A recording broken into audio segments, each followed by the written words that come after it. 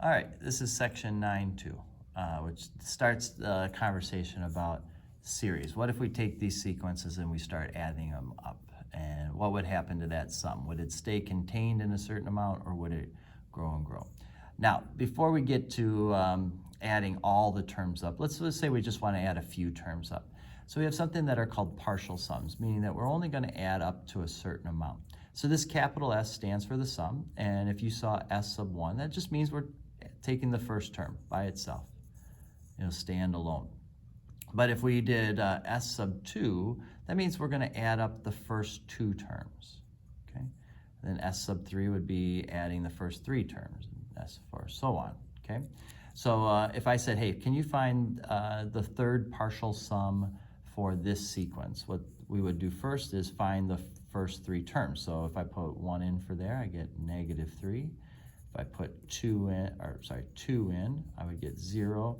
And if I put 3 in, I would get 3. All right, so the third partial sum is -3 plus 0 plus 3, which is 0. Okay? That is our third partial sum. Now, if I wanted to do the fourth partial sum, I would find the fourth term, add that in, and we could keep going and going and going, right? So let's say sometimes they might give you, this is a little odd, but sometimes they might give you an expression for the partial sums. So let's suppose that this expression told you what the certain number of partial sums were. What would be the fifth partial sum? In other words, what's the sum of the first 5 terms? You're not going to find the 5 terms. We don't have an expression for that. What we're going to do is put 5 into this expression. So if I put 5 in there, I get 10 plus 5, I get 15. And then if I put 5 in here, I get 75 minus 1, I get 74. So the sum of the first 5 terms is 15/74. Okay. If we did S sub 4 and subtracted those amounts, that would give you what the fifth term was that added to it to give you that sum, right? We could mess around with that idea. But this is where it tends to, like if you see it on an AP, this is what they might say. Well, what's the limit of the partial sums as n goes to infinity? In other words, if we let n keep growing and growing and growing, what happens here? Well, top is going to go to infinity. The bottom is going to go to infinity. But that bottom infinity is much bigger than the top one. And therefore, this expression is going to get smaller and smaller and smaller over time. That limit is going to head to 0. So as these terms add together, over time, they're actually going to head towards a sum of 0.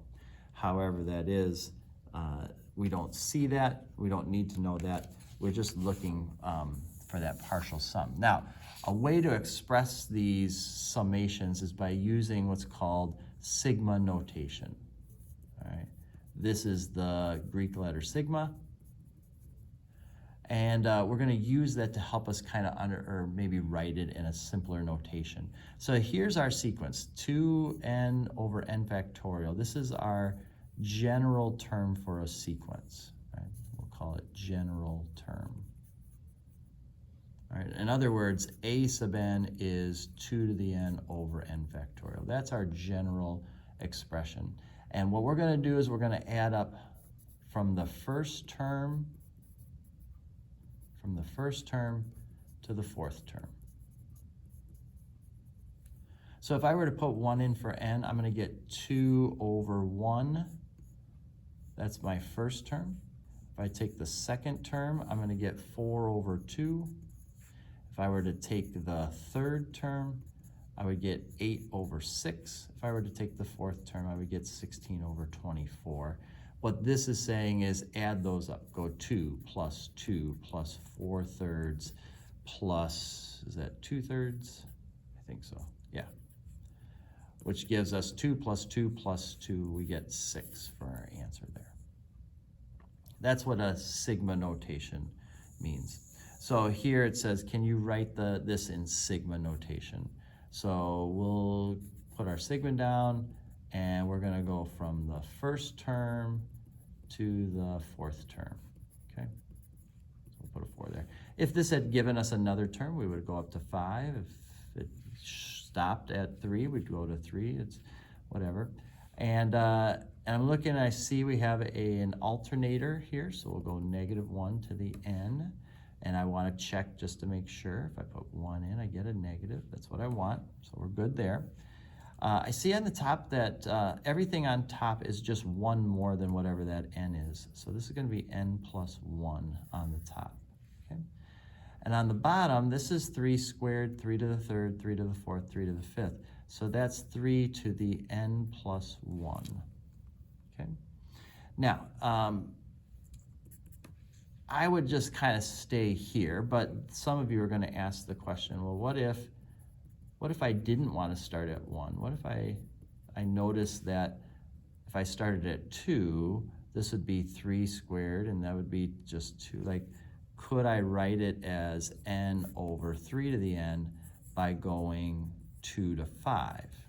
And the answer is yeah, that would work out as well. The only thing with that one is that if you were to put, with your alternator, if you were to put 2 in for n, that's not going to give you negative, right? It'll give you a positive. So again, what we do in those cases is we just put a little +1 or a -1 to make it get off of that cycle, okay?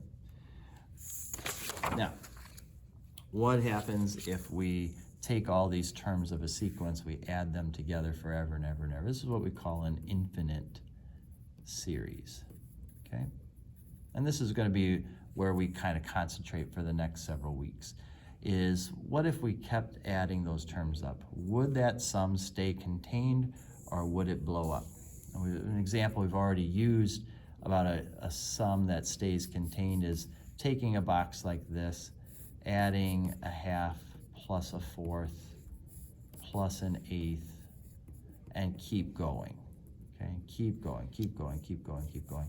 And you can see that that area is going to stay contained inside that box forever and ever and ever. And it's going to come, we would say that equals 1. Okay, eventually it would shade maybe the whole thing. It stays contained, it converges to 1. So this is the language we were using with our with our improper integrals. It's going to kind of carry over to this, right? Versus say this one, where if I put 1 in, I get 5. If I put 2 in, I get 8. 3 and I get 13. Well, it's obvious that these terms of the sequence are getting bigger and bigger and bigger, so obviously the sum of them is going to keep getting bigger and bigger. This series diverges. It never stops getting bigger and bigger and bigger. So that leads us to our first kind of, we want to have this make sense to us. We want this to, what I'm about to show here, to have that make logical sense. Not something you memorize, but just it's totally kind of just natural to you. There are 3 things that a sequence, so we're going to look at our sequence here, all right? And there's 3 things that the sequence could do. The sequence could go to infinity. The sequence could go to a number, or the sequence could go to 0, okay? So those are 3 things that could happen. So for example, you know, here we might have a sub n equals 3n plus 5, right? As I put 1, 2, 3, 4, 5 into this, it just keeps getting bigger and bigger and bigger and bigger, okay? This is a sequence that goes to infinity. If I were to sum that up, if I was to add that up from 1 to infinity, I'm adding terms that are getting bigger and bigger and bigger and bigger, and so obviously this is going to infinity. So this series diverges, okay? So if my sequence keeps getting bigger and bigger, then obviously my sum is going to keep getting bigger and bigger. That should make sense. This is the one that can be a little tricky. Let's say that I'm working here on a sequence that as n gets bigger and bigger and bigger, this sequence settles on a value, but that value is not 0. So let's say it's, in this case, 2/3. And I say, okay, so that sequence converged to a number. Converged, it settles down on 2/3 eventually. But now I want to add those terms together forever and ever and ever. In other words, I'm going to be eventually going 2/3 plus 2/3 plus 2/3 forever and ever and ever and ever well, that also is going to blow up. That also diverges, okay? If I keep adding amounts over and over again, then obviously that sum is going to keep growing. It never stops, okay? So if the sequence does not converge to 0, the series diverges. That's what the nth term test says. If your sequence will not go to 0, then your series diverges. Okay. Now here's the thing we have to get comfortable with. If the sequence does go to 0, so you may have a sequence like 1 over n, or a sequence like 1 over n squared. Both of these go to 0, but one of them will learn diverges, and one of them converges. And this goes back to looking at the graph of 1 over x compared to 1 over x squared. And this area kept growing and growing and growing, went to infinity, whereas this area stayed contained, converged, okay? So if your sequence goes to 0, we need another test. There's not concluded. It doesn't mean just because your sequence goes to 0 does not mean you're going to converge. We'll need to wait on that for a little bit for another test, okay? So if we're looking at this, think of this nth term test as a screener. It's a quick screener. I look at my sequence, n cubed over 7n squared. N cubed over 7n squared goes to infinity. It keeps getting bigger and bigger and bigger. Therefore, this series diverges. This sequence, 4n squared over 5n to the third, that goes to 0, okay? What does the series do? Don't know. This sequence, 5n cubed over 9n cubed, goes to 5/9. So that means over time I'd be adding 5/9 plus 5/9 plus 5/9 plus 5/9. The series diverges. That's how we should think of it. This sequence is 1/2, so we're adding 1/2 plus 1/2 plus 1/2 plus 1/2 forever and ever and ever and ever. This series diverges. 1 over 2n goes to 0. Don't know. 1 over 2 to the n goes to 0. Don't know. Okay. So again, these will need another step. These will need some more help. But the first one we can tell for sure. We can throw that one out right away. It didn't pass what we call the nth term test. So let's start getting some help. The next thing we're going to look at is a geometric series, okay? Geometric series is any sequence where you multiply by a constant number to get from one term to the next is called a geometric sequence, okay? So the number that you multiply is called the common ratio. We'll use r to represent that for that sequence, okay? So, some sequence, so for example, if I had 3, then 30, then 300, and so on. That's a geometric sequence, right? I'm multiplying by 10 to get from term to term to term. Or I might have, like 8, and then 2, and then 1/2, and then 1/8. I'm multiplying by 1/4 each time to get from term to term to term. That's a geometric sequence, okay? Now, if you're multiplying by something bigger than 1, so right here, our r value is 5/2, that means our terms are going to get bigger and bigger and bigger. They're going to be 2.5 times bigger than the previous one each time. So because we're multiplying by something bigger than 1, this sequence goes to infinity, right? It just keeps getting bigger and bigger and bigger. Or here, you're taking and you're multiplying by another 3 and another 3 and another 3. You're not multiplying by another 10 on the bottom. It's just whatever you get up here, divide by 10. That's not going to be able to keep up with what's happening here. So both of these things, in fact, in this case, our r value is just the 3, not 3/10, but just the 3. Each of these are going to keep getting bigger and bigger and bigger. Versus over here, we have 2/9 to the n minus 1. So each time you're going to multiply by another 2/9 and another 2/9 and 2/9. That's going to make our term smaller and smaller and smaller and smaller, our R value 2/9. Or here, it's 8 to the n, so we're going to be multiplied by another 8, but it's on the bottom, so our R value in this case is 1/8. That's going to continue to make our terms smaller and smaller and smaller. So if you had a sequence that had an R value bigger than 1, and we look at the series adding up the terms, well, the terms themselves are getting bigger and bigger and bigger and bigger, and therefore this series is going to go off to infinity. It's going to diverge. Okay? Well, we would have known that from the nth term test. We don't need we don't need another thing to tell us that that would diverge, right? The geometric series that is bigger than 1 won't pass the initial nth term test. So we really need to be talking about what happens if R is less than 1. And here's the good news.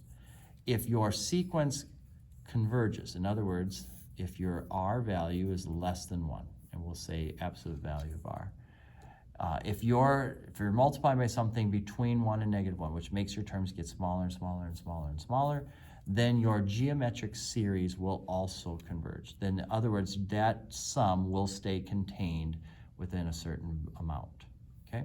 So here's an example. We have 24 times 3/8 to the n. Our R value is 3/8 there, okay? So we know that this series converges, okay? Not only do we know that it converges, we know what it converges to because there is a formula for an infinite geometric series. Now, you may have used this formula in the past, or maybe it looks brand new to you. It's a very simple formula to use. You take the first term of the series that you're adding up over 1 minus whatever that common ratio is. So for us, if I were to put 1 in for n, I would get 24 times 3/8. That would be 3 times 3, which is 9. Our first term is 9 over 1 minus the common ratio, which is 3/8. That's going to give us 9 over 5/8. And if I flip it, it'll give us 72/5. I can tell you that this series, if you added it up over and over and over and over, is going to stay contained in a value, I believe that's 16.4 if you work it out. We know exactly what that series equals because it's a geometric series where R is less than 1. We can use this formula to figure that out. So if we use the same idea, this right here has an R value of 1/2. The 2 is on the bottom, what that has the exponent. So this will converges. And we know that it converges to 3/2 over 1 minus 1/2, which is 3/2 over 1/2, which is 3. We know that this equals 3. Second one, we have 3/2 to the end. Our R value is 3/2. That's bigger than 1, so we know that this series diverges. It blows up. This one, if we have pi to negative n, that's the same as 1 over pi to the n, which means our R value is 1 over pi. So this will converge. That value is less than 1. And so if I put 2 in for n, I get 1 over pi squared. That's our top, over 1 minus 1 over pi. Now, if I do a little bit of working here, I can make this pi over pi, which makes that pi minus 1 over pi. We're going to flip it, so we'll have the 1 over pi squared from the top times pi over pi minus 1 on the bottom. That'll cancel one of those, and we end up with 1 over pi times pi minus 1. That is what that sums up to.